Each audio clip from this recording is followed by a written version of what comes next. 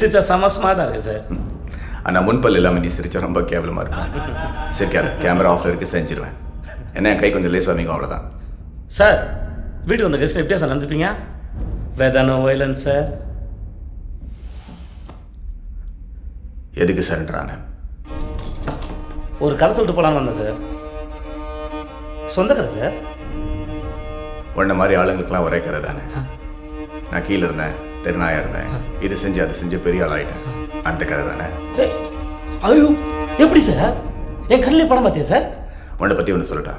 இன்றைக்கே 10 கோடி ரூபா கொடுத்து இந்த தொழிலை விட்டுருனா காசு வேண்டான்னு போயிடுவேன். ஆனால் வீட்டுக்கு போய் இந்த காசு எங்கிட்ட எப்படி போடுங்களான்னு திட்டம் போடுவேன். அதுதான் நீ. அதே 10 கோடியை உன் கையில் கொடுத்து என்னை விட்டுடு சார்னு சொன்னா விட்டுடுயா சார் நீ? என்னை வீட்டுக்கு போக சொல்லிட்டு எப்படி என்கவுண்டரில் போகலான்னு பிளான் பண்ணுவேன். அதானே சார் நீ? Good one. ஆனால் எப்படி பார்த்தாலும் நீ நானும் ஒன்று தானே சார்? ஏய், வால் இருக்கிறதுனால எலியும் பூனியும் ஒன்றாயிட மாட்டேன் சார். வீட்டில் எலித்தொலை இருக்கிறதுக்கு தான் சார் பூனைக்கு மவுஸு. ஆனால் அந்த எலி பூனைக்கு பயந்து பொரியல் வந்து மாட்டிக்கிச்சு.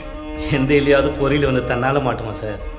அது சரி, சாதாரண எலி அது 16 கொலை பண்ண பெருச்சாலியாச்சா? நீ மட்டும் என்ன சாதாரண பூனையா சார்? 15 என்கவுண்டர் பண்ண போலீஸ் பூனையாச்சா? 18.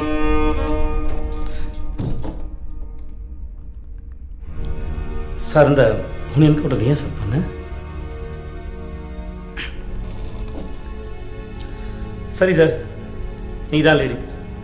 18 கொலை 16 கொலை. கன்வின்ஸா? கிரிமினல், போலீஸ், நான் கோர்ட்டுக்கு இந்த பக்கம், நீ அந்த பக்கம். சரி சார், ஒத்துக்கிறேன். நான் கெட்டவன் தான், நீ நல்லவன் தான். ஆனால் உன்னை நல்லவன் காட்டிக்கிறது என்னமோ ஒரு கெட்டவன் தேவையில்லை சார். கெட்டவன் கதை கேளு சார். கேட்குறது நல்லா இருக்கும், சுவாரஸ்யமாக இருக்கும், நிறைய ட்விஸ்ட் அண்ட் டர்ன் இருக்கும். சொல்கிறேன் கேளு.